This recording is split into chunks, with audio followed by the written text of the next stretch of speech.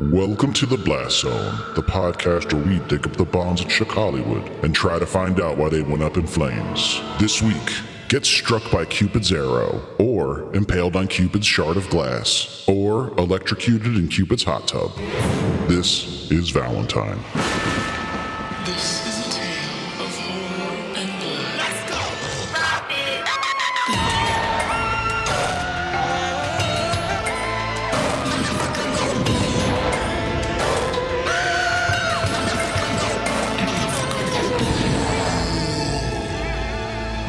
Welcome to the Blast Zone. Welcome to the Blast Zone. We are not a podcast about bad movies. We are a podcast about movies that did badly. That's right. I am Jon Drake, in-house film critic of my Shudder account. And I'm Ian Dukes. I'm a demon with horns and bat wings and summonings about movies. Movies like Valentine, which we'll be talking about today. But before we get into that, Ian, how are you doing this week? People need to know this. It's still Halloween season, and I'm still eating bagfuls of Reese's holiday-themed candies. Yeah. This week, the bats, I put them head-to-head against the pumpkins. Now, the bats still win because they've got this dry, dense, al dente thing going on. But I gotta say, the pumpkins are some big boys. They're growing them to contest-winning size. They're more just like for straight-up peanut butter lovers, I feel like, because they don't have all the little crevices. Yeah, it's a blob. I mean, all these things, you take them out of the package, you're like, okay, that's a shape, I guess. But for sheer girth and heft, the winner is me. I'm getting big on these things, but I'm being patient. Pretty soon, all the holiday sales will be over. Well, then you get the deep discounts. Well, you yeah, know? there's a couple weeks of clearance, which I don't expect to be able to resist that. But most of the year, my diet plan is that I just don't like to pay retail price for candy. So that keeps me svelte. I don't know about where you live, but I feel like the word got out about the clearance candy. It spread too wide, too fast. And now there's just like hordes of people at the grocery store every November 1st stocking up on all the clearance candy. Now I'm noticing that stores aren't even putting it on sale yet. Like it stays regular price until like November 8th. And then they put it on sale because they get the crowds coming to snatch up all the clearance candy the day after Halloween. But they're like, no, not yet. Like maybe we'll put some little sale on, but it's not going to be the big one. That's not fair. I'm calling Lena Khan. We got to sick the FTC on these people. You need to give us our next morning discount. That's what I'm saying. And so for me, I know not a lot of our listeners will relate to this, or you probably, but I'm a cornsman when it comes to Halloween candy. Oh, I'm an old school candy corn aficionado, a lover of, Really? Particularly of the harvest mix, which is the candy corn mixed with the big sugar pumpkins. sure. I do appreciate a sugar pumpkin, so I can go with you. Me and my buddy Craig, we spent many a long road trip sharing a bag of harvest mixed candy corn, and it's an autumn delight for me. So I'm looking forward to getting. I haven't had any yet this year because I am trying to eat healthier. Yeah, you're being strong. But when I see it on sale, I don't know that I'll be able to resist one or two bags. And now they have so many different varieties and flavors and colors. There's caramel candy corn, and I don't know if I'll be able to leave with just one bag either. You got to let yourself indulge some of the time. I feel like that's the way to let some of the steam pressure out of that craving, and then you can get a handle on it. Yeah, it's a tough time of year for self-control, especially because like it doesn't get any easier when you get into Thanksgiving and then Christmas. It's a whole stretch, man. We're in for it. Treats and sweets, and what gets me is the charcuterie. Like my family always does that around Oh, okay. the holidays, and I'll just eat my body weight in prosciutto before the meal even starts. I know what you mean. I can't stop snacking. If there's goodies out, it's like, why would you stop eating them? Forget it if there's shrimp cocktail. I'll go through a whole ring of that stuff. Oh, that's dangerous. All right, we've derailed our podcast into a discussion about our disordered eating. Yeah. Did you happen to watch anything, perhaps something spooky, perhaps something not, that the listeners might find interesting? I sure did. So listeners will recall a few weeks ago to kick off Blasttober, we covered Green Room, which was a movie where Anton Yelchin and Imogen Poots team up to fight back against a scary old guy who keeps people locked in rooms before killing them. And that was cool, but I was like, let me shake things up. So this week I watched a movie where Anton Yelchin and Imogen Poots team up to fight back against a scary old guy who keeps people locked in rooms before killing them. When you started that, I was like, he's going to do the thing. He's going to do the thing. I love when he does it. I did the thing. It's Fright Night. It's 2011's remake of the 1985 cult classic Fright Night. This was 4 years pre-Green Room, so the kids are young in this one, but they're as charming as ever. It also stars Colin Farrell, Toni Collette, Christopher Mintz-Plasse, David Tennant. It's like a super deep cast list. How fucked up would it be if it starred Colin Farrell, but as the Penguin for some reason, like more than 10 years before he actually was the Penguin? Just walks out into a vampire movie for no reason. So Fright Night, it's kind of a B+ horror movie with A+ talent, but it's fun. One thing thing that I really liked about it is that it makes the effort to set up this full-fledged high school social drama among the kids who are the main and supporting characters. But like it really worked. I was like, oh, this works as like a high school movie. And then, a Dracula pops up. So that was really cool. The kids are likable. The drama's plausible. And then you put a big helping of spooky thrills on top. And it's a really watchable movie. So if anyone's looking for some scary but light popcorn fare for the Halloween season, I recommend Fright Night. Yeah, it can't all be super grim. Like the monster's an allegory for trauma. Like sometimes you just need something silly, which I think we're going to be able to at least give that kudos to this week's movie, that it's certainly not one you need to take very seriously. That's true. That's in its favor. I was talking to you a couple days ago and I was like, I'm watching Alien Romulus because I want to have something spooky to bring for show and tell. But then I was kind of floundering about what to actually say about it because it's a good movie. If you like alien movies, you're probably going to really enjoy it. But anything further than that, I struggle to talk about it because it doesn't change the game. It doesn't add too much to the lore the way like Prometheus tried to do. It's not trying to break the mold necessarily. There is one sequence towards the end that feels like a big swing that I think lands, and I won't say more, but it also doesn't feel like the type of thing that's going to change the franchise going forward. Like you can make the next Alien movie and ignore this one completely and be totally fine. Not that I think they should. I was just going to say, that doesn't seem like a bad thing, right? As long as it satisfies what you're looking for from the genre and specifically alien movies. Yeah, give me a fun one and then we'll see what comes next. Fede Alvarez is like uniquely qualified to make an alien movie. His big movies before this, even the Evil Dead one to some extent, are just like people trying to escape from monsters in closed quarters and move about very quietly and not disturb it. So it's right up his alley and he does a good job. But I was like, I don't know if it's the movie I really want to bring. Okay. But I got nothing else in the chamber. But then this morning I was like, oh, Teacup. I've heard about this show. I've seen the commercial many times where a guy in a gas mask just walks up to a Ring doorbell camera and writes something cryptic on a sign and holds it up to the camera. Something about don't trust anyone or something. I can't remember, but it's cryptic and weird. So I was like, let me check this out. It's on Peacock, which is probably why I haven't heard a lot about it. I don't think Peacock is one of the more popular streamers, but it's got a good pedigree. James Wan is one of the producers of it. He's a horror guy. He's the Saw man, the Conjuring man. He's kickstarted a lot of these franchises and it's relatively low budget. It's got some child actors that are not necessarily the best, which is always a bummer, but I'm 2 episodes in and I'm digging it so far. I think I'm going to stick with it. It's a mystery box show to be certain. And I like a mystery box show. The problem with mystery box shows is right now I'm in that very fun stage where 2 episodes in, you don't expect any answers. You're fine with them just continuously like laying on the mystery. But then when the chickens come home to roost and you got to start answering some of these questions and wrapping up some of these mysteries, not every show can pull that off. In fact, I would say more shows fail in that regard than succeed. It's the harder part of the whole deal. Yeah. And so I can't wholeheartedly recommend the entire series. Again, I'm only 2 episodes in, but they're bite-sized nuggets, 33 minutes, something like that each episode. I like that. Which interesting for a horror streaming show. But even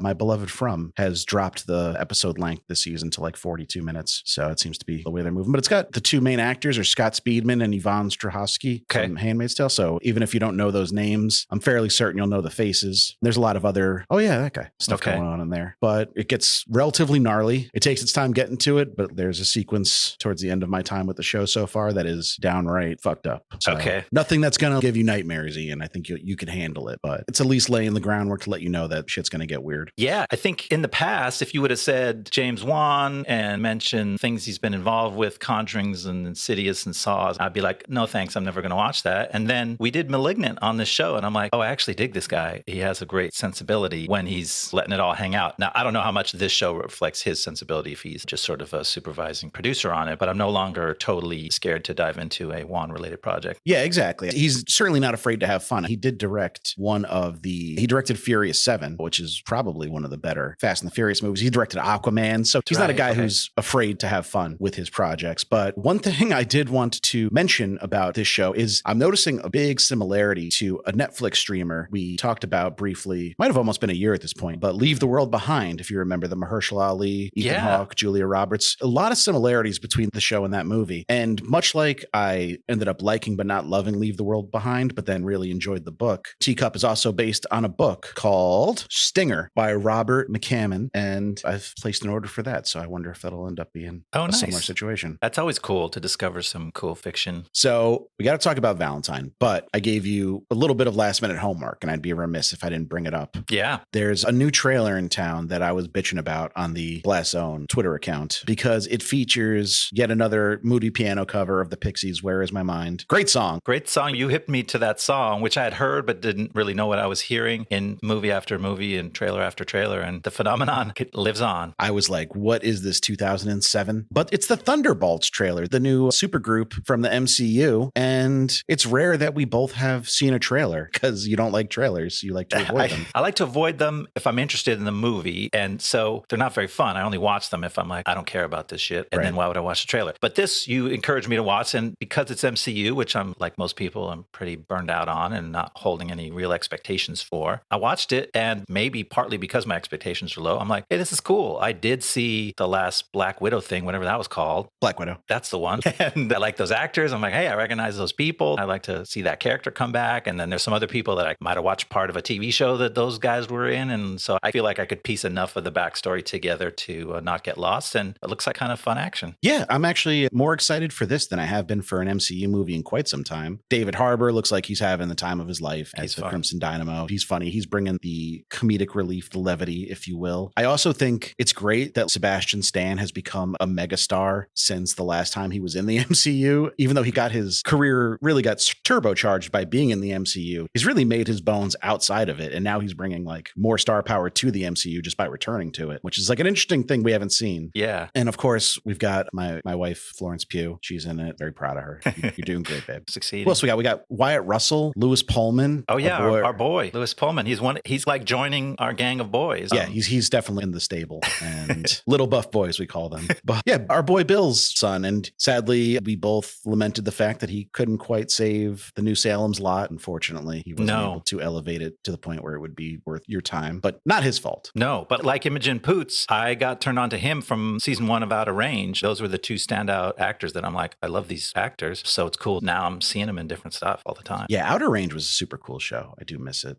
Wish it came back. I still have season 2 to watch, but we talked about this just a couple weeks ago. I'm still gun shy about it. Speaking of shy, this week's movie is about a shy young man who grows up to be a killer. Is that okay? Talk about shy. Remember Jeremy Melton from middle school? Man, I fucking hated that kid. I hope he doesn't murder me now. No, Valentine. 2001's Valentine. Ian, something tells me you never heard of this movie before I brought it up to you for the podcast. Am I correct? Yeah, that was a cold call. I did not know what this was. So I took a look. My first impression, I saw the poster, I read the cast list, and I caught the vibes. I'm like, wow, for a 2001 movie, it looks very 90s. And after watching it, I think that was pretty accurate. This movie was behind its time. Yes, absolutely. It feels like a period piece for 3 years earlier than it actually was made, which is a very specific kind of period piece. But Valentine was an interesting part of my childhood. I was 15 maybe when this movie came out, 14, 15. It's a good age for it. Yeah, actually, I think, I was 14 and I caught it in theaters.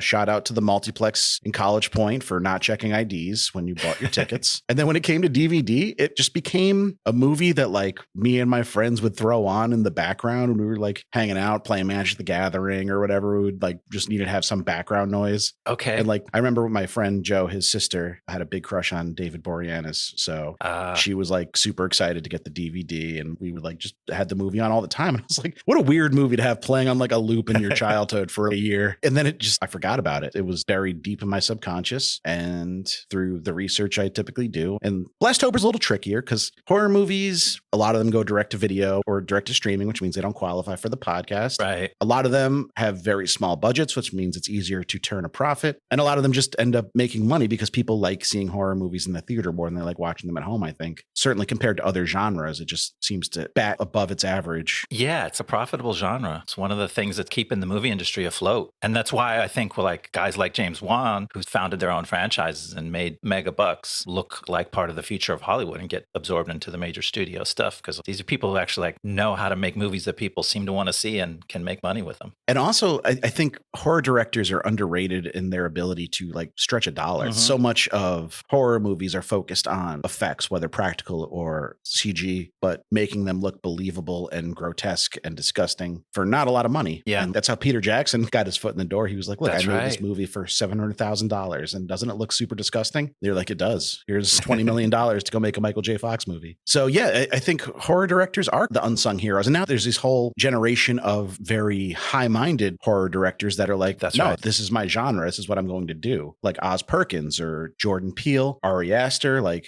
Robert Eggers, Mike Flanagan. They're just planting their flag that this is the genre I find the most interesting and the most creatively rewarding. And I'm gonna stick it out. Yeah, it's fun that they're into their genre and they're elevating it. But so my childhood experience with Valentine kind of being a movie we put on in the background, I realized it when I was watching it for the podcast. And much like we talked about with Underwater, that it is a weirdly comforting movie. It has Yes. so many subplots. You could start this movie at any point and it could be like 5 different genres and you wouldn't really know what you were in for. And I don't know. I think that makes it just like a fun movie to revisit. I don't think it's a good movie. Let me get that out of the way. It's quite bad, in fact, but it's entertaining. You know, Yes. it's not boring. I agree. I think it ends up working for a couple reasons. And it's kind of a bad movie. It's not terrible. But my theory on what happens is as you watch this movie, the screenwriter becomes an anti-hero. So you don't sympathize with what he's doing, which is writing a bad movie, but you can't help but empathize with how hard he's working to make every character in his movie at least 10% suspicious as the killer. And you're like, this movie's really working hard to fuck with me. And you're like, I guess I kind of like this guy, even though a lot of the movie's cheesy and falls for a lot of dumb horror stuff that it should be a little bit smarter than. If you put it in its context, Scream was 96. This is 2001. This movie is aware of Scream. It's using some of the tropes that were already being heavily played on in Scream about a cast of good-looking TV actors in fun, sexy relationships with each other, the really overtly complicated whodunit that points the finger at everybody. But the movie decided, well, I get all that, but I'm not going with the self-aware meta comedy. I'm just going to play it straight. And so it's kind of like, okay, that was the choice you made. It's like you're settling for being a B movie. Yeah, that's really the question about this movie is how seriously does it take itself? And me and you have chatted about this off mic, and I think we've come to an agreement that I think the movie takes itself kind of seriously, but that doesn't mean we have to.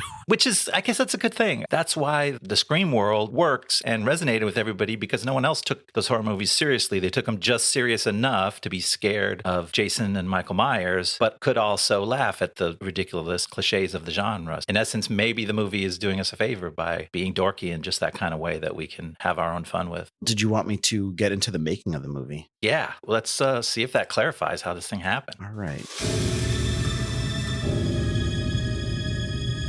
Tom Savage's 1996 romantic thriller Valentine was released to solid reviews and pretty good sales, and you know what that means. Hollywood wanted a piece. Warner Brothers Pictures acquired the rights to the film in May of 1998 and later transferred the rights to the now-defunct Artisan Entertainment. Wayne and Donna Powers, who had mostly written for TV but had penned the script for horror-adjacent shark thriller Deep Blue Sea, were hired to write the film and Wayne was hired to direct. Because with names like Wayne and Donna Powers, who needs associates? The original script was apparently quite different from both the novel and the movie we eventually got, being set on a college campus. The Powers were eventually let go from the production, with Warner Brothers reclaiming the distribution rights and Gretchen J. Berg and Aaron Harberts being hired to rewrite the script, which centered around a bullied youngster seeking revenge on his tormentors in adulthood. Berg and Harberts were also a writing duo who had only written for TV up to this point, including well-known shows like Beverly Hills 90210 and Roswell. Richard Kelly was offered the chance to direct the revamped script, but he turned it down to go make some movie called Donnie Darko instead. The studio would then offer the movie to Jamie Blanks, who had only directed horror movies and was coming off the surprise hit Urban Legend. Hollywood was like, wow, when Blanks is shooting, he ain't shooting blanks. With a $30 million budget, the production had some money to spend on a recognizable cast, and they started with a bang, offering the role of Paige Prescott to Jennifer Love Hewitt,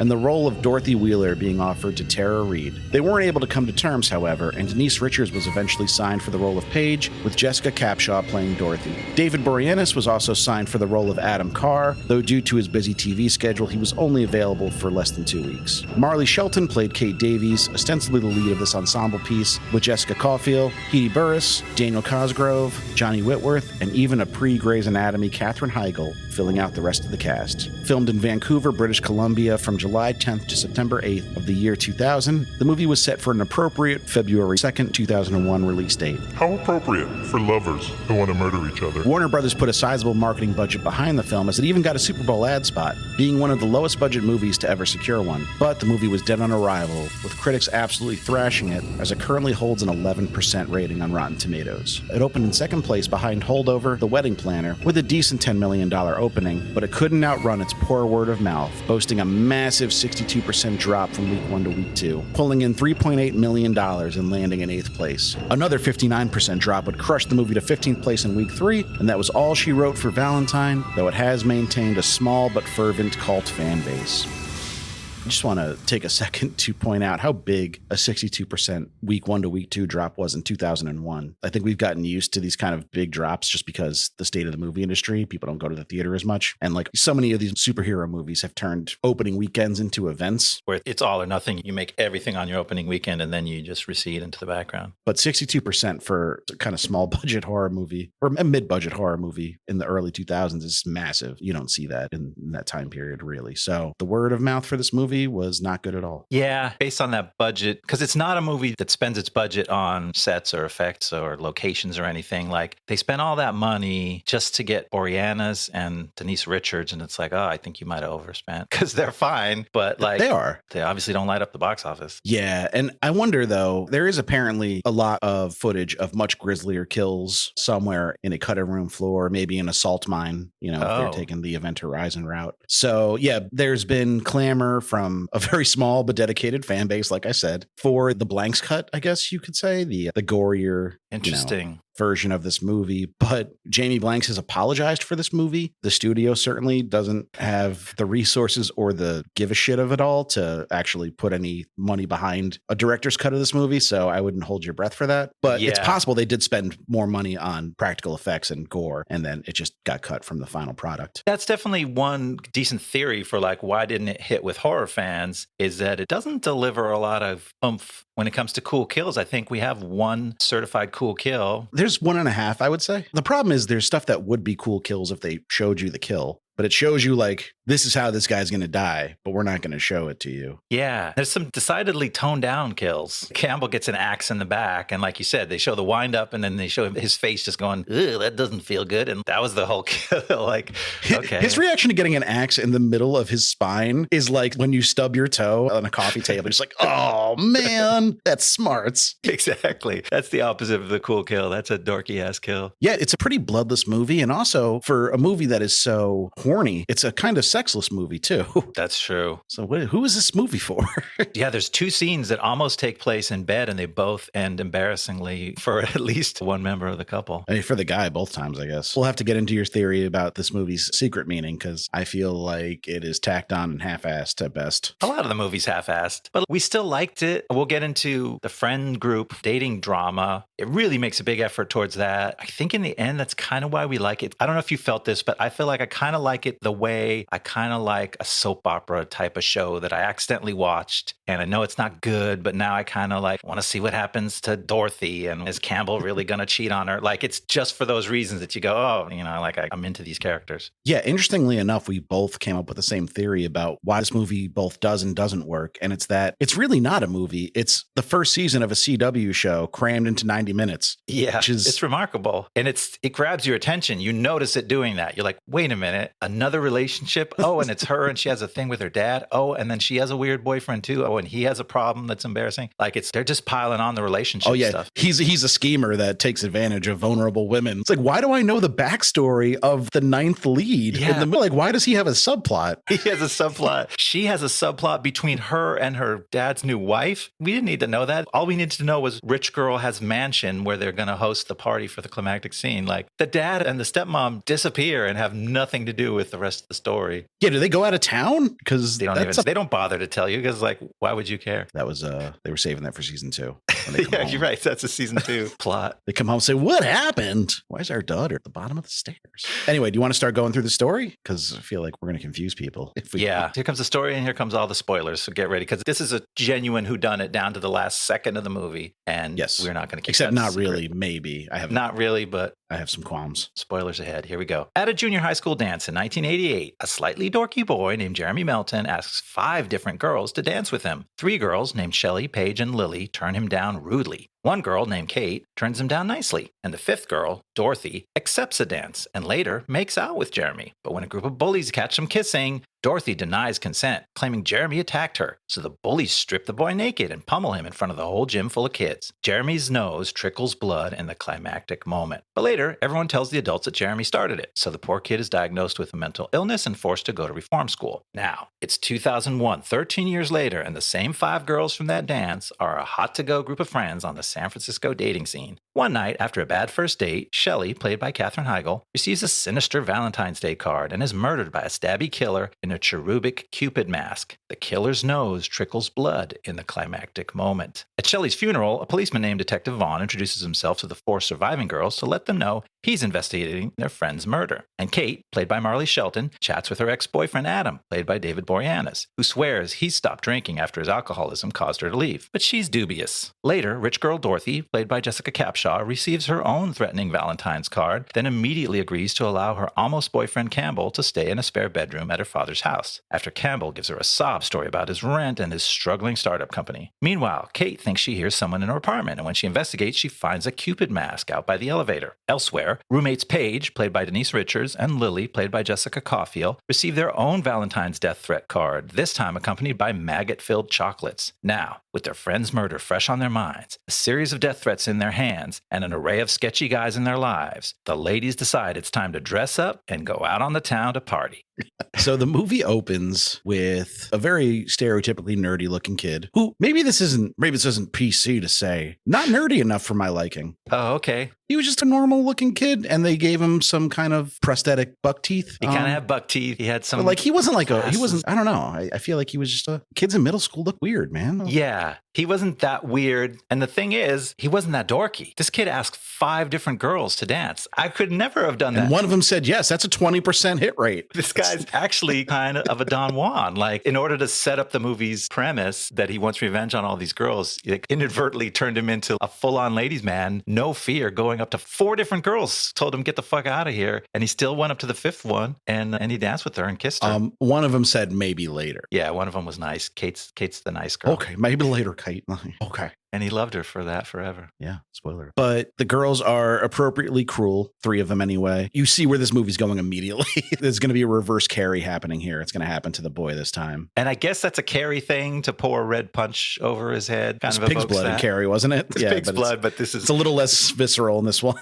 Safer version. But this movie's much less visceral than Carrie overall, though. But he has beef with Dorothy. Dorothy really betrayed him, both in the heat of the moment where it's like, okay, she freaked out. She's like, no, I didn't tell him he could kiss me. He attacked me, which is fucked up. But then the real fucked up thing is they all kept up the story. Later, they all told all the adults that it was all Jeremy's fault, and everyone believed them, and no one believed Jeremy, that he was just assaulted at a junior high school dance. Like, where are the chaperones? And there's this kind of running subplot that Dorothy is overweight, so she's also bullied by the same boys that bullied Jeremy, and this is her way to get out from getting bullied herself. She doesn't want to be a target of ridicule, which is certainly relatable, but I don't know. It felt needlessly cruel. Yeah, it's hard to talk about because the movie tries to dance around whether she's fat. Yeah, you see it. She goes to yoga. She seems very like health conscious as an adult. And then you kind of see her binge eating come out when she's stressed or upset. So yeah, the movie keeps trying to remind us about that, but I don't really see the point. Well, there's one point which we'll get to in the 3rd act. They needed to set up a psychology whereby you could throw suspicion on Dorothy, who was only the last of 25 people who are suspected of being the killer in this movie. As we talked about, the writers working hard. Somebody will like walk through the frame and he'll drop a hint that maybe that was the killer, or maybe the guy with spinach on his teeth, maybe he was the killer. He has the same initial. There's so many. There's that one weird shot of him at the art party where they see him and he's just like fucking eye fucking them from across the room like he wants to fight them. He gives her the evil eye. Yeah. He doesn't even know them, right? I don't know. He only knew Heigl. Oh, that's true. What was he doing at that party? Because they gave the cop his name because it's like, oh, this is who she was with that night. And his initials are JM. So he probably got held for a bunch of hours and questioned because of this, but he's ultimately innocent of this, guilty of a lot of things, which let's talk about the date between Katherine Heigl and Jason, because we get not a lot of Katherine Heigl in this movie, even though she was heavily billed, because I think her star was kind of rising by the time this movie got released. She's charming in it. She's always been a good actor. Yeah. I have some qualms with her professionalism as a medical practitioner. Let's get ahead of ourselves. But yeah, so this date is very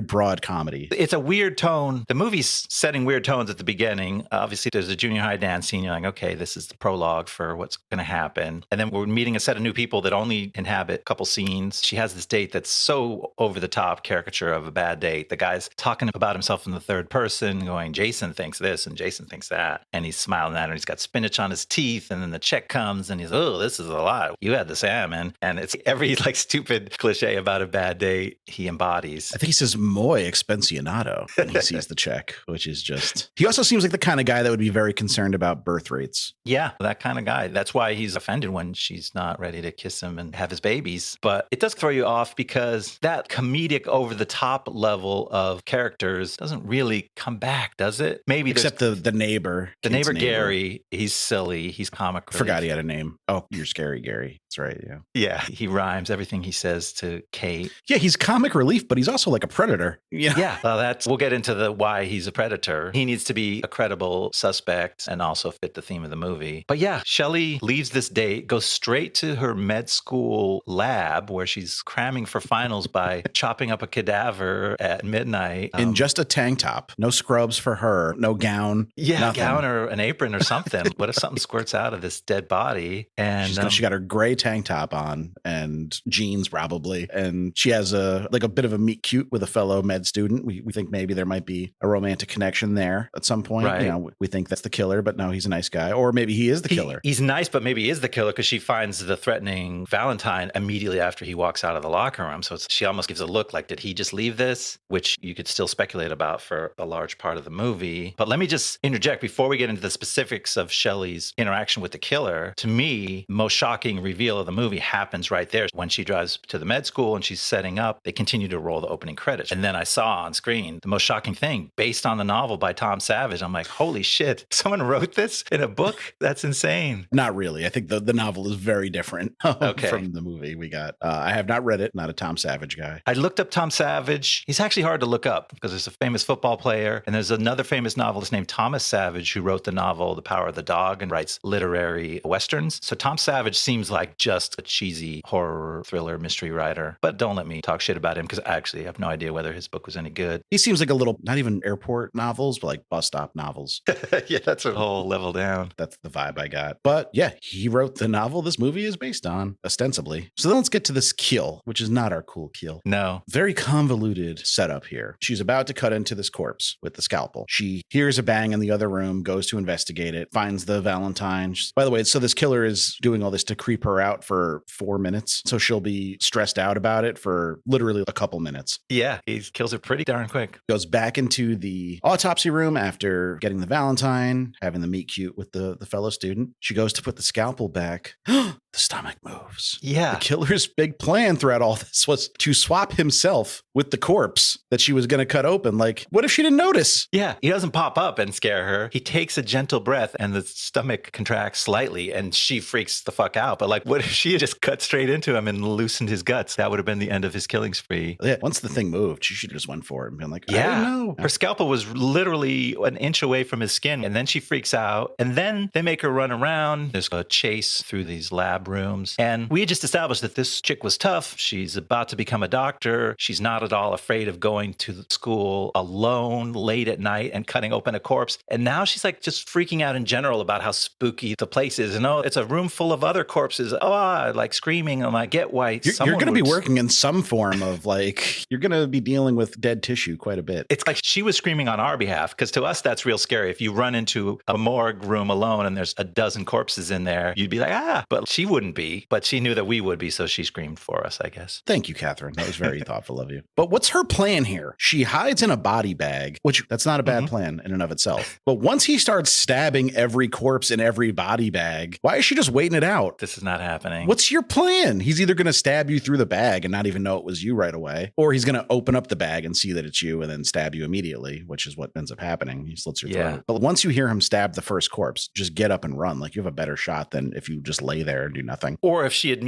taken the scalpel or something in the bag with her, she could at least surprise him if he unzips it, try to stab him with it or take a shot at something. Roll off the gurney. Don't just lie there and then scream and die. It's a little sad. So then the next big scene is the girls finding out that she's dead. Yeah, I think they cut right to her funeral from that. I think they cut right to her funeral, yeah. The other four kind of reuniting at Shelley's funeral. We meet a set of characters at this funeral, boy. Not just the ladies, which we'll get into, but we meet the inimitable Adam, played by David Boreanaz, who is, if you watch this movie, like he's kind of a silly, happy-go-lucky dude for most of it. He's fun. He's always cracking jokes, and they're pretty good jokes. He seems like a decent boyfriend when he's not loaded on the sauce. Yeah, the alcoholism subplot, which they just refer to in the crudest way, I guess it makes sense. He's a drunk. Yeah, they're like, but Adam, you drink, and that's not good. We never get any examples of anything he did while drunk that was so bad. Right. Well, like we see everyone in this movie drinking at some point. I'm pretty sure they all go out to restaurants and clubs and bars. Yeah. And they're always drinking. But Adam drinking is such a big problem. But we never see any evidence of what's he like when he's drinking. Is he aggressive? Is he scary? Does he drive drunk or something? Like we don't have anything to really. We see a bottle of tequila in his car, but it's not for him. It's for his friend. He got a promotion. That was the cheesiest cover story, which you're supposed to doubt him. You're supposed to like question his story. She picks up the newspaper on his passenger seat, sees a full bottle of tequila, and he's like, no, I haven't touched a drop, but my buddy at work just got a promotion, so I had to buy him this bottle to celebrate. And it's like bottom shelf grocery store tequila with a generic label. You're like, it's half empty. He's like, they sold it to me at a discount because it was empty.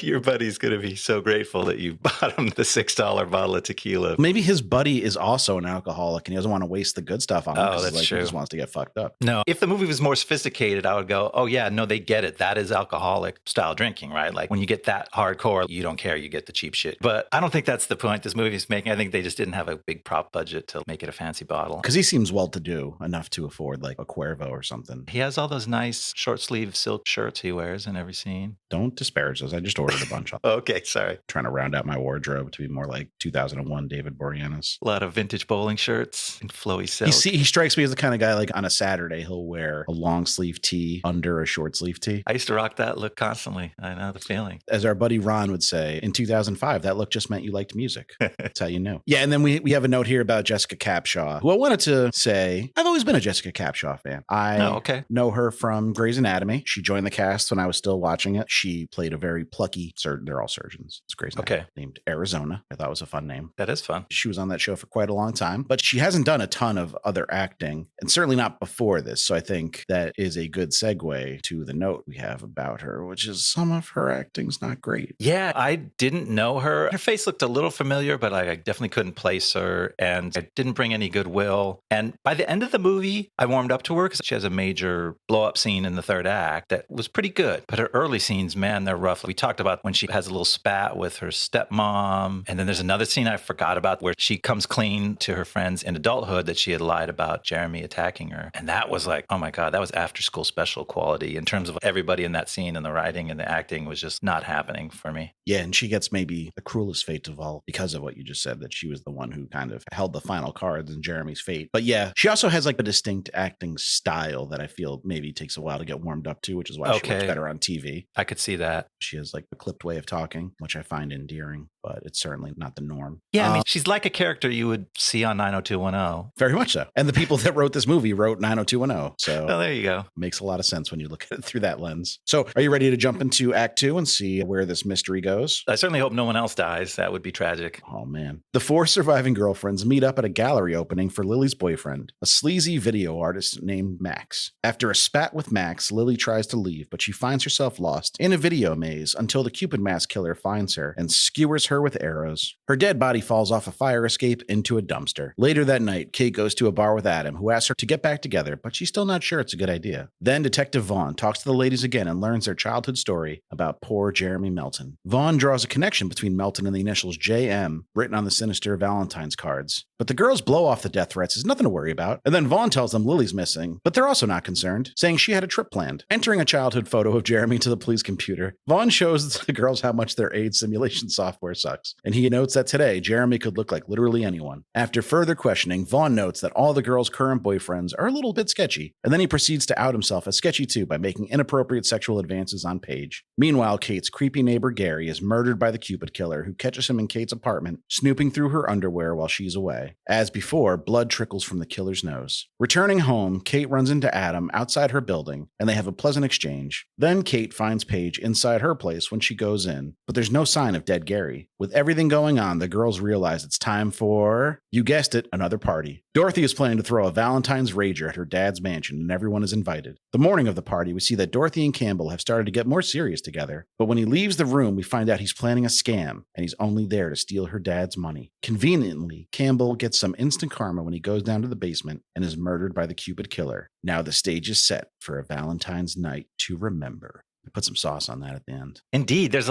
you can just tell by how long our synopses are. There's so many plot points because they have to implicate everybody. There's so many characters that you have to know. You have to get familiar with everybody's boyfriend and exactly why that might be the killer or which particular way they're sketchy. And then the cop turns sketchy.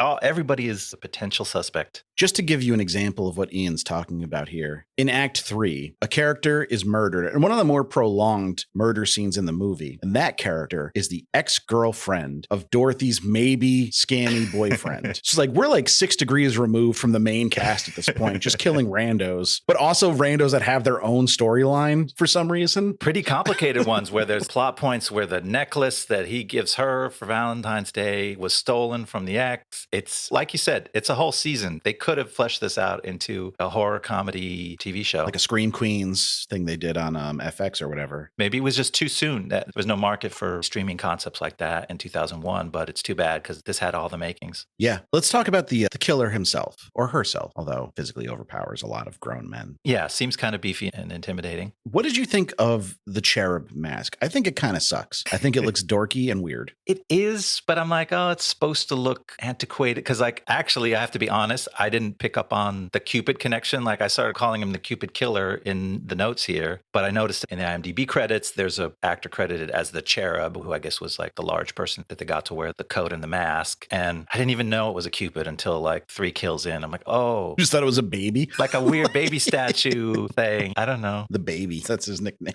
It's not a bad idea. He cries when he kills someone. Yeah, I'm not a fan of the mask. We had just a lot of iconic masks in horror. Even new ones to the genre. Ghostface was relatively new when this came out. Or the Fisherman from I Know What You Did Less. The cherub just feels lazy. It looks like something you got at Party City. Yeah, it's weird. But everything in this movie, it's we had to connect this to that because somebody was wearing that mask in the junior high dance, I think. And that was the inspiration. And then it needed to be a fairly human-like mask with a nose because the giveaway of the killer is always that his nose bleeds. And so if it was something that didn't follow the form of the normal human face, you couldn't do the nosebleed coming out through the mask, which you need to cement that it's the same killer every time throughout the movie. Right. Otherwise, there could be the theories about multiple killers. That's why it's more a movie about the screenwriter than it is about anything else. I'd rather watch a documentary about this movie being made than this movie again. Like a Hearts of Darkness about Valentine. They solved all the little plot problems and tied, oh, yes. And then the nosebleeds. Yes, the nosebleed. One thing I cannot disparage about the Cupid killer, the cherub, is just how crafty he is. And I don't mean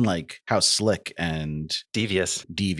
I mean literally crafty. Yeah. Give this man some construction paper, some popsicle sticks. I bet he's an avid scrapbooker. He seems to really know his way around Hobby Lobby and or Michael's. He's got it down pat. He makes these very nice Valentines. They're not nice, but nice looking. They're deluxe. If you haven't seen this movie and you hear us describe that he sent a Valentine with a creepy message, you might think that it was he bought a card and then he wrote something evil over it. But no, these cards are unique creations. He illustrated them. They have little cutouts or things where you pull the tab and it puppets the characters.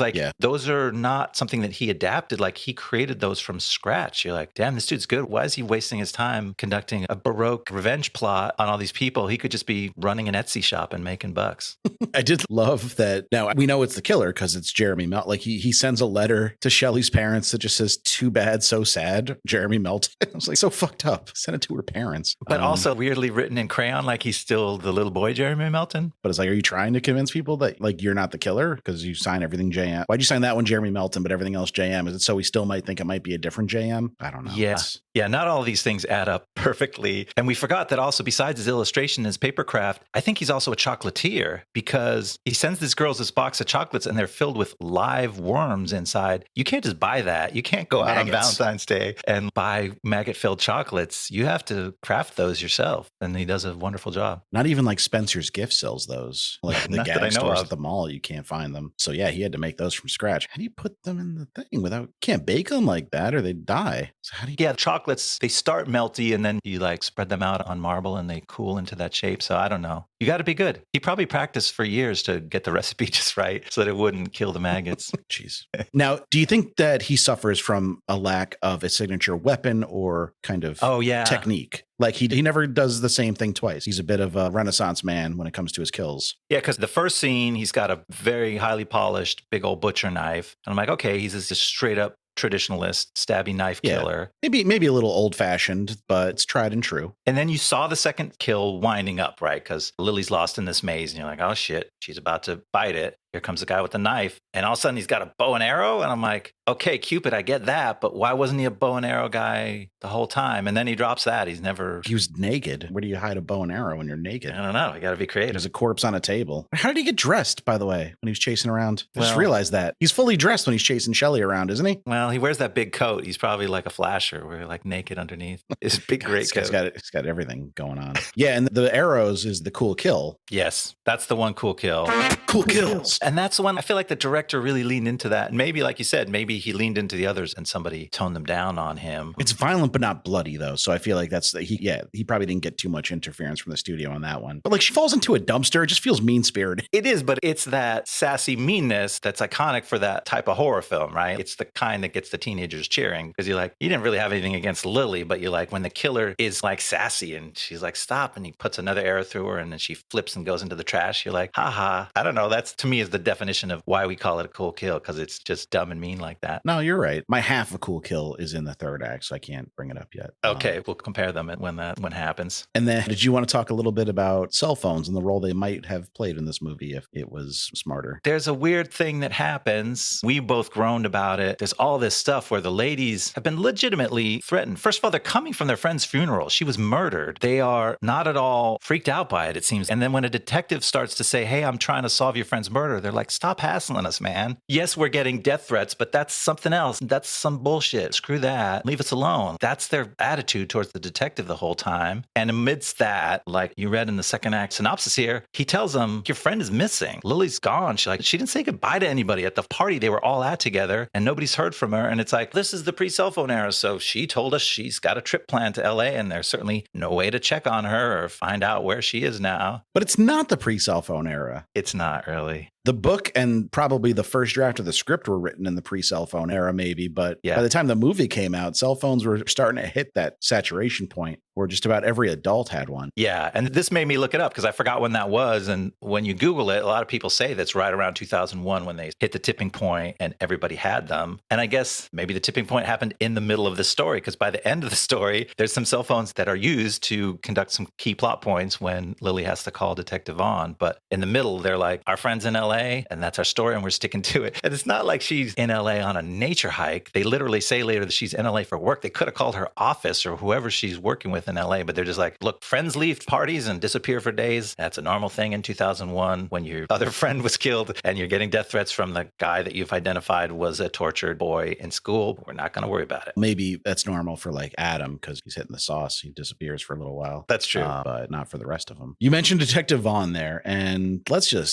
dedicate some time to this exemplary police officer. It sucks that he's a sex pest because otherwise I would be like, he's the hero of the movie to me. I love him. I think he is hilarious. I don't know if the actor knows that he's hilarious, but I know. He's funny. And that is a part where you have to give the movie some credit. He starts out, you're like, oh, thank goodness there's sort of a father figure that's going to look out for the girls. He's a little bit older. He's trying to be a daddy figure more like. That's true. And then there's a relief moment where the girls are you're like, why are you not scared? Why are you not helping the detective? And he actually calls them out. They're, you got these cards from JM and I told you I'm looking for a guy named JM and you didn't even bother to tell me. Like he calls out their ridiculousness. You're like, okay, I'm on board with this guy. And then pretty late, and I think at the end of his third big scene, they do the big reveal where he puts his hand on Paige's knee and goes, what's the deal with the thing between the sexual tension? He literally calls it the sexual tension. And she's like, get your fucking hand off me. And you're like, oh, they spoiled our boy. She says, it is a good line from Denise Richards and a good line reading from her as well when she says, please remove your hand from my thigh. And he goes, where do you want me to put it? And she goes, up your ass. She's good. We should give Denise Richards credit. She is good casting. She plays this role of that strong-willed girl who's been gorgeous all her life, and her interactions with the world are shaped by the fact that she's always had to deal with that. She's good at it. But it spoiled Detective Vaughn. Now he's a creep. And what I regretted was, I'm like, oh, that's brilliant. Make the detective a creep, and now you have an excuse for one of these major horror movie tropes, which is like, why didn't you just call the cops instead of trying to solve your problems on your own? And now they have a great reason. Oh, we couldn't because there's a cop who's in charge of this and we're trying to avoid him. But then they don't use that. They actually do call him when they need him and he gets killed trying to help. Yeah, but without Detective Vaughn, how would we have seen that extremely accurate portrayal of what Jeremy Melton might look like today?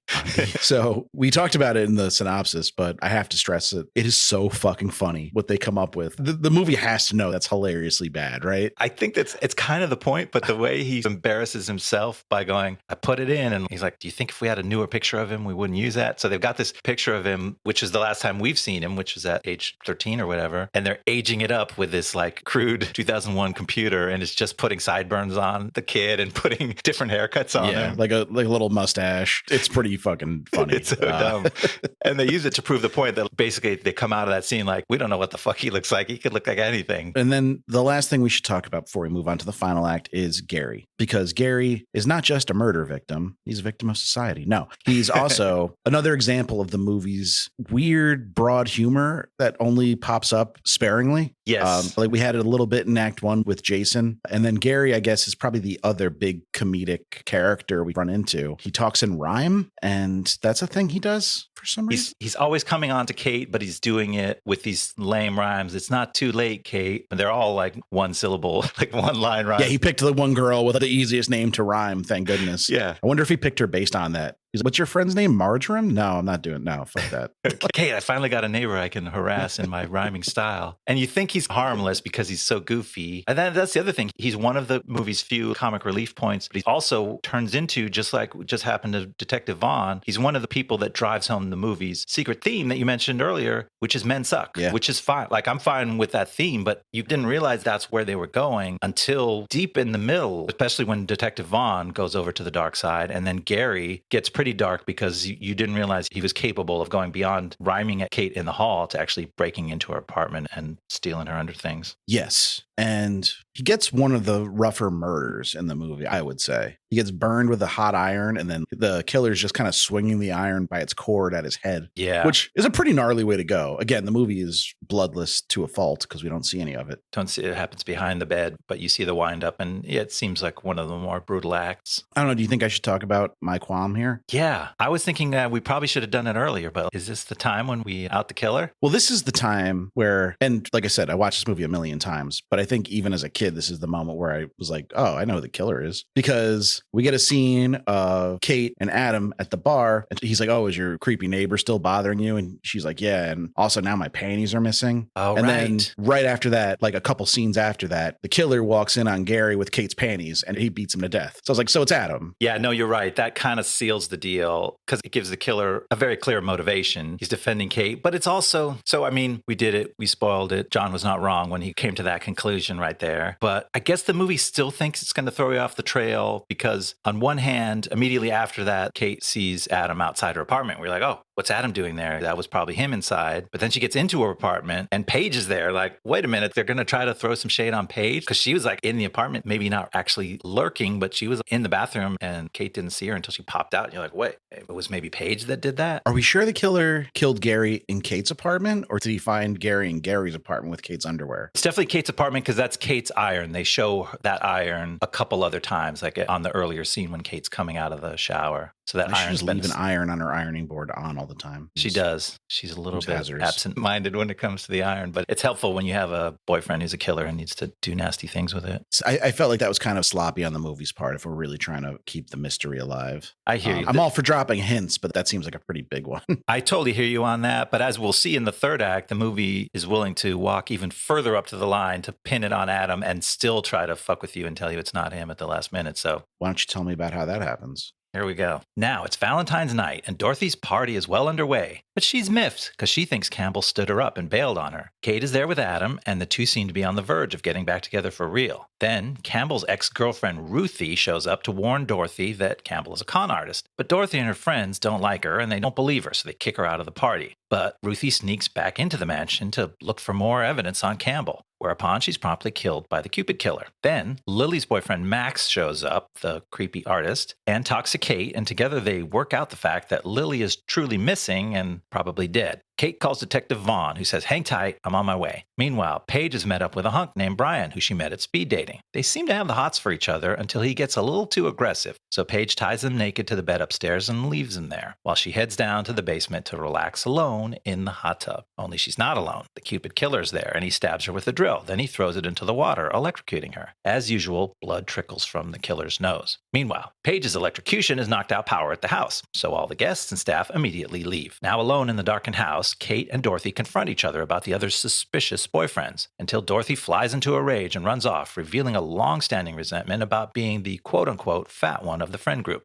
Alone, Kate calls Detective Vaughn, but ends up finding the detective's severed head outside in the garden, along with the Valentine IOU that she had just given to Adam earlier. Then Adam reappears, but he's drunk, and Kate now suspects he's the killer. She fights off Adam and flees to the basement, where she finds Paige's corpse and the several other dead bodies that are down there. Adam catches up, and he acts hurt and confused, but she fends him off again, grabbing a gun and running upstairs. Suddenly, a cloaked figure in a Cupid mask bursts onto Kate, and they tumble down the stairs together. Adam then picks up Kate's drop gun and shoots the Cupid figure dead. And when he pulls off the mask, it's Dorothy. Kate doesn't understand why Dorothy would have committed those murders, but Adam takes Kate in his arms and reassures her the killer is dead, it's all over, and she's now safe with him. And as it always does, blood trickles from Adam's nose. Or should I say Jeremy's nose? You kind of saw it coming. Did anybody get to the end of this movie and not know that blood was about to trickle out of David Boreanaz' nose? Yeah, the angle, the way he was holding her. So like if it dripped out of his nose, it would drip on her face was quite clear. But also she doesn't know that blood trickles from the killer's nose when he kills. So that's not really going to set off any alarm bells for her. No, it's just for us to know. Like now they're going to try to live their life together. And she's never knowing that it wasn't Dorothy. So Act 3 is the first time we get to see notorious drunk Adam actually drunk. And it raised the question for me, is he actually a drunk or was that part of the plan in a weird way? Yeah, that one falls apart if you interrogate it too much. It could go either way because the thing is, the whole concept breaks down when I look at it too closely. He had won over Kate. Kate was the one that was nice to him at the dance. Kate thought he was great. She was ready to be his mate. Easy, Gary. Like they had a real thing and he was capable of being at least a totally convincing fake good boyfriend. And she loved him and he loved her. And so it's like, why did he then concoct this whole revenge plan despite having won? Like he succeeded. He came back from this terrible hardship and won over the girl that he wanted from the time he was a boy. And so then the question is like, yeah, did he pretend to be a drunk in order to alienate her so he could put his plan in motion and have this chance to like... If they were like living together and seeing each other every day, he probably wouldn't have the freedom. He needed the space to... It reminds me, there's a South Park episode where this cop is trying to bust up an undercover prostitution ring. And so he seduces one of the pimps and then like marries him and they live happily together for years and years until finally he's like, I got you. And the cops come and arrest him. It's like they built a family together for 10 years. Yeah, at least Adam/Jeremy gets the girl. It doesn't not make sense in the end. He got his revenge. He gets the girl and he doesn't have to deal with the friends that he hates and seeing and being around. He got rid of Dorothy, who he hated most, and then he got rid of the other ones who were just mean to him, but in a very... One time, yeah. Just a one-liner like, ew, I'm not going to dance with you. Does that really deserve a death decades later? Well, I think we're supposed to surmise that he's maybe a little crazy. He might be a little... He doesn't just kill Dorothy. He actually like disgraces her because now he's pinning all these murders on her too. So she'll be remembered as this deranged serial killer. Yeah, kind of brilliant. I guess that's the good part of where this incredibly convoluted plot wraps up and you go, yes, that was dorky. Maybe that wouldn't really work in real life, but you got to do a little golf clap for it. There are some things in the third act that we need to talk about. And chief among them for me is Heidi Burris as Ruthie. Now, I know Katherine Hahn was not famous in 2001. If she had been, I would be convinced that Heidi Burris was doing a Katherine Hahn impression. Okay. Did you pick up on this? I did not. As you said, this character is so many layers remote from the main story that I like couldn't give her enough attention to note that, but I can see what you mean now. It's not just like she looks like her, but that's not not really it. It's more her. Katherine Hahn has a very distinctive way of speaking and voice. Mm-hmm. And it's like you're mimicking someone that no one had heard of yet. Katherine Hahn. She might have been a working actor, but she wasn't like a star in 2001. No, there would be a deep cut to try to pull that out. But Ruthie also gets the kill that I thought would have been cool if the movie was just willing to show it to us. Okay. We get the lead up and the aftermath, and it's a cool idea, but it pulls its punch. yes, she is, if I recall, is spiked through the eye with a shard of glass. Which is gnarly. I don't like eye stuff. Yeah. Typically. So I did appreciate that the movie cut away from it because I wouldn't have dealt with that well, but it would have been cool. It is one of the more gruesome and brutal ones for the horror fans that demand some of that. I thought you were going to say that Paige's death was almost a cool kill because it's definitely one of the more elaborate and gruesome ones. Yeah. She gets locked in a hot tub. She gets a drill through her arm a couple times. And I was like, is he just going to try to drill her to death? Like, it's going to take a while and you really good aim. It's a moving target. She's swimming around trying to catch her breath and avoid him stabbing this long, like concrete drill bit down through the transparent spa cover that he's closed on top of her. But it's an electrical drill. And then eventually he just throws it in the hot tub. Yeah, get that over with. Gets her cooking. Because in the dance scene, she says to Jeremy when he asks her to dance, I'd rather be boiled alive. Yes. And that's when I was like, oh, she's getting boiled alive at some point in this movie. They brought it around. That's amazing that you remembered that. You pointed that out to me because I saw someone else saying that like all the girls were killed in some way befitting, but I think she's the only one. None of the other ones said something like, I'd rather be shot with 3 arrows and fall into a dumpster, right? No, but Lily did say ew, which could tie into the maggots in the candy. Oh, he wanted to ew her back. Yeah. But I'm not sure where Shelley falls in there. I actually don't remember what she said to him. I didn't think it was anything. I thought it was just like, no. Get away from me. There was some of them that were like not descriptive or couldn't be enacted into an ironic murder scene. Like, I'd rather be boiled alive. That just goes to show a little kindness. Kate didn't have to dance with him. She said no. He respected her answer. Yeah. He didn't push it. Maybe But all later. she said was maybe later. And guess who's not dead at the end of the movie? And guess who gets to date David Boreanaz at the end of the movie? Not Shelley, not Paige, not Dorothy, and not Lily. And not Detective Vaughn. He had his head chopped off and thrown in the pond. They cut his fucking head off, which like takes a while. Where is he finding the time for all this? That happened off screen. You're trying to imagine, like, he knows that they're in danger at this party. You imagine him driving up to the party, jumping out of his car, trying to run into the house, and David Boreanaz jumping out, nabbing him before anyone sees him and chopping his head off. Cutting his head off. Then throwing it in the pond and accidentally dropping his little IOU that Kate gave him so that she could know it was him. It's very convoluted. Then there's also Brian, who has kind of a little subplot too, because Brian meets Kate at a speed dating thing, and they seem to be having a connection at first until Paige swoops in and is like, no, She swoops. I want that guy. She's a swooper. And then she brings him up a few other times. Oh, I'm talking to Brian from Turbo Dating. I think he's invited to the party. And then he shows up and she tricks him. Was the movie trying to set up Brian as another red herring too? Maybe, at least for a moment, in who's threatening Paige, because I didn't really get that. Like, she's really into him. She initiates making out with him on the dance floor, and then he's like, let me take you upstairs.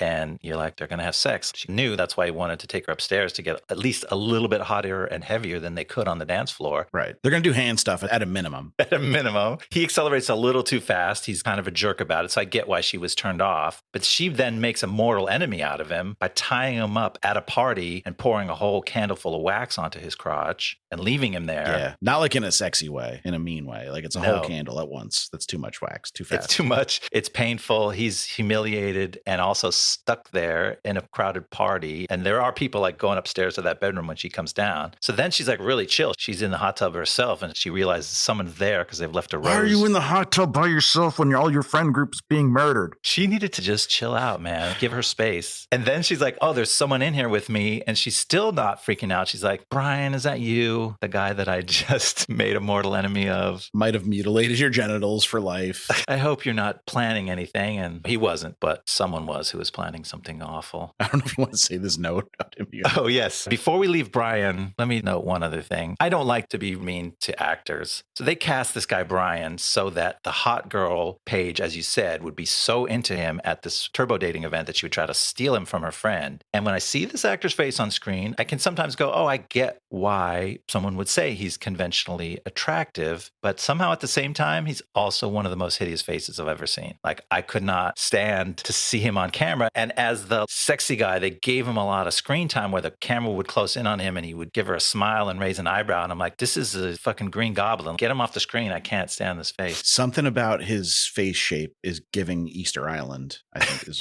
where I landed on that. I wasn't thinking Easter Island. I was thinking he had taken some kind of super serum gone wrong, where his bone structure started off ruggedly handsome, big chin, bold nose, strong eyebrows. So he's like a Dick Tracy villain now. Yeah, and he's gone Dick Tracy, like everything outgrew itself and became a grotesque caricature. Interesting. All right. That's my I'm with you. That's my little theory for Brian there, but he doesn't show up again. No one knows what happened to him. I think he probably snuck out the back. So our first hint also that Campbell was maybe not into Dorothy as much as he was trying to pretend to be is that when it came time to seal the deal and do the deed, my man couldn't rise to the occasion. That's true. And come on, Jessica Capshaw. Yeah. Do you have to be in love with her, Campbell? Is that the kind of guy you are? Or? He was just so focused on stealing her dad's money. He's like, I don't got time for this. But he played it off. He's like, oh, this never happens to me. And she's like, it's all right. Try again later. But then we walk in on her at the party when she's like upset that he ditched her. And she just housed, I think, did you count 36 chicken wings? It's a really quick shot. The camera's zooming in on her and they don't comment on it. But they've obviously been playing up the thing like, oh, she used to be so quote unquote fat. And it's Maybe like she's, a bit of she's being triggered. Her childhood issues are coming back because of this breakdown with Campbell. She doesn't know is dead in the boiler room downstairs. So they just pan over and it's backstage at the party and the staff is setting up plates of hors d'oeuvres. It goes to her and there's a big silver tray and it's just piled with chicken wing bones, like all bones in a big pile on a big 12, 14-inch tray. And I'm like, God damn, that was like subtle but not subtle that she's having eating issues. As if the movie needed to make Dorothy any more appealing and sexy. Now I know she can house 36 chicken wings.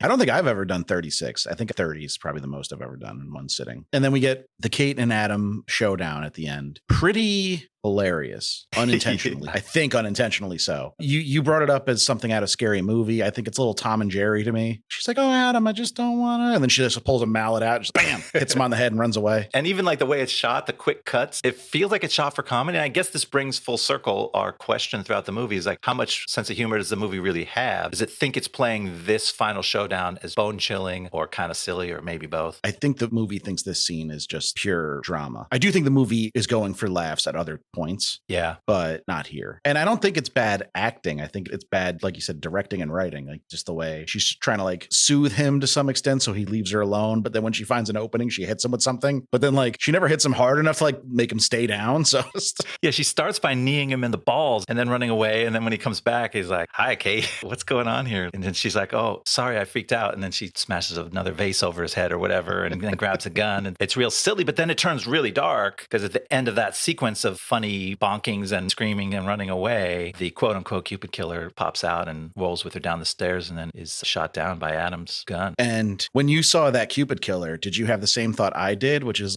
they shrunk the Cupid killer. The Cupid killer is 60 pounds lighter and about 5 inches shorter than it used to be. It's funny because in a movie that doesn't expect that much intelligence from its audience, it never shows you anything or tries to explain exactly how Adam might have killed Dorothy and stuffed her in the mask and jacket and set up that kill, which he obviously did, but it doesn't try to explain. I'm like, oh, the movie just knew I would figure that out. And I guess that's one of the ways is that Cupid killer doesn't look like the one we know, but yeah. And just the way we've seen the Cupid killer be very capable, very meticulous in its movements. And this one just like stumbles towards Kate and falls down the stairs immediately. Yeah. So that's like a zombie Cupid killer. And in my mind, I thought he had wrapped her up and they rolled down the stairs together, but he was still like choking her the whole time. But then I watched it again. I'm like, no, the faux Cupid killer tumbles down the stairs like a sack of potatoes, like 5 feet away from her. So it's not at all like a move that we would expect from the killer. So that's Valentine. Did you want to hear where some of these folks ended up? Yeah, besides at the bottom of the stairs and floating in the hot tub. Let's talk about Jamie Blanks a little bit first. I assume not his given name, because come on. Blanks, like I mentioned in the monologue, has only ever directed horror movies. He started with 1993's Silent Number. He did Urban Legend in 98, which made over $70 million on a $14 million budget. So that was a bit of a hit. Okay. But then he did Valentine, nothing else till 2007. He did Storm Warning. And then in 2008, he made a Jim Caviezel film, Long Weekend, which, yeah, once you're working with Jim Caviezel post like 2005, it's not a good look for your career. You're not on the upswing in Hollywood anymore. No. But he's actually pivoted to being a composer mostly now. He's been doing a lot of composing for thrillers and horror movies, which is probably a pretty good gig. He even did the score for Girl at the Window, which was a 2022 thriller that I definitely heard about when it came out. Okay. Good for him. So he found his niche. He's still working. So So Donna and Wayne Powers wrote the original script, and Wayne was going to direct it. Okay. They had made quite a bit of TV before writing Deep Blue Sea in 99, but they would follow this up with their highest profile job, which was that Ed Norton, Mark Wahlberg Italian Job remake. So yeah, that was a big got deal. some credits. That was also not a bad movie. I think it was F. Gary Gray directed that. The last thing they'd work on together was 2003's Out of Order, and they got divorced after that, and neither has done too much of note since. Too bad. I talked a little bit about Gretchen Berg and Aaron Herberts. They wrote for shows like Beverly Hills 90210 and Roswell. They would go on to make Pushing Daisies after that with, is that Noah Hawley? Oh, was that who that was? It was one of the people who makes good TV shows. Is that a cable drama with a slightly supernatural twist? It sure is. Okay. I've heard of it. I never watched it. Only ran for 2 seasons. It was pretty good. Lee Pace is in it. I love my boy Lee Pace. Brian Fuller, the other good TV guy. He made Hannibal and things like that. Noah Hawley made Fargo and the new Alien show that's coming out soon. I get them confused quite a bit. I think I did it on the show not too long ago. Sure. But recently they'd worked on things like Zoe's Extraordinary Playlist, Our King of People, and Saturdays, and they were all producers on this too. They were going to be the showrunners of Star Trek Discovery after Brian Fuller left, and they were hired for that role, but they were later fired after complaints from cast and crew members about their on-set behavior. Oh, so that's unfortunate. A bit of intrigue there. Was it Jane Levy that was in Zoe's Extraordinary Playlist? Yeah, I love Jane Levy. Great actor. But I have a problem with me and musicals. We don't go well together. No, it takes a lot to get you to warm up to one. Okay, let's talk about the cast. So David Boreanaz, that's what I used to call him. It's cute. I like that you still have that zingy nickname from the 90s. Best known for Buffy and Angel, playing the character Angel, of course. But younger listeners might know him as the character Bones from the show Bones. That's not actually his name. I just don't care what his name is. Oh, man. I was sure that was it. I was like, oh, that's so cool that he was really called Bones in the show Bones. No, that show ran for like 12 seasons or something. It was a cash cow for Boreanaz. His movie career never really took off. I don't know if he's even trying to pursue it anymore, just living off them resids. He feels like one of those TV actors that could come back and get an interesting villain role in a premium streamer now and maybe have another chapter if he was so motivated. So inclined. Oh, I'd love to see him as like the bad guy in a True Detective season 5 or something. Exactly. Yeah. He could pop up if he like made a friend and was dedicated to doing something interesting. I feel like there's just a lot of actors like that these days that are popping up. Who do we see recently? I'm trying to think of the example, but it's like a ticket for 90s TV actors to reemerge. Even like Jennifer Jason Leigh got a bit of a resurgence with Quentin.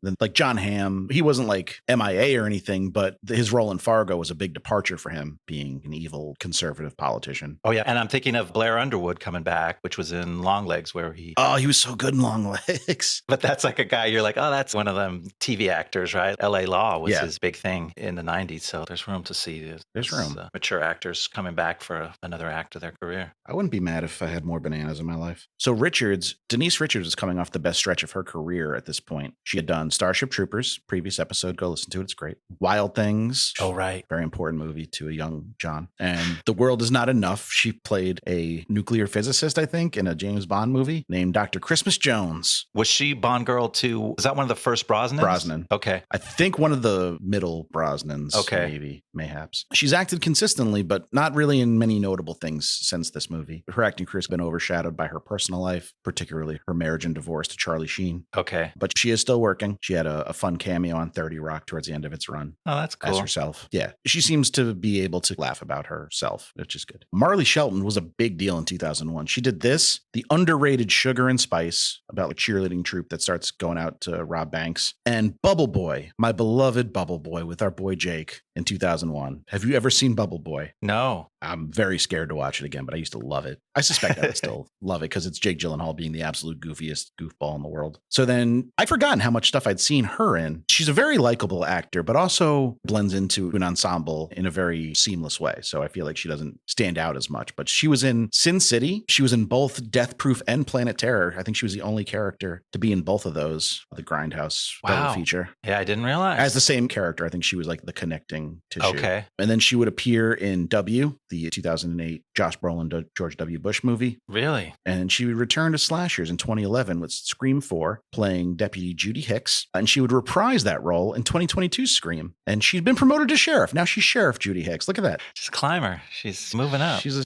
striver. Most recently, she's been starring in Yellowstone spinoff 1923. Nice. That's a pretty good gig. Yeah, Yellowstone's got like its own industry. Yeah, get into that Yellowstone verse. But to your point, I have to admit, if I didn't already, I didn't know that Kate was the final girl or the quote unquote star of this film until right at the end when Paige died. Just because I guess Denise Richards had much more name and face recognition and star power for me. She was top billed as well in the movie. Okay. Denise Richards was. So, yeah. I mean, it makes sense when everything comes around and it's really about Kate and Adam. You're like, okay, obviously, yeah, Kate, Marley Shelton's character, is at the center of the story, but she does have that ability to not hog the screen, like play things cool in a way that you're just like glad she's there, but she doesn't draw all that much attention. Yeah, this movie reminded me that I do enjoy her as an actor, and I might seek out some of. I still haven't seen the newer Scream, so I might check that out and see how she's doing in that. All right, so that wraps this up. Do you want to hear what we got coming up next? Yeah. Blasttober is over, but don't worry, the scary stuff is just getting started. By the time the episode releases, the election will be decided, but we're going to do the Denzel Manchurian Candidate from 2006. Oh, okay. That's topical. Thank you guys so much for listening. Please remember to rate, review, subscribe to the pod if you can. Follow us on Twitter or Instagram at BlastZonePod. You can email us, blastzonepod@gmail.com. Movie suggestions, feedback,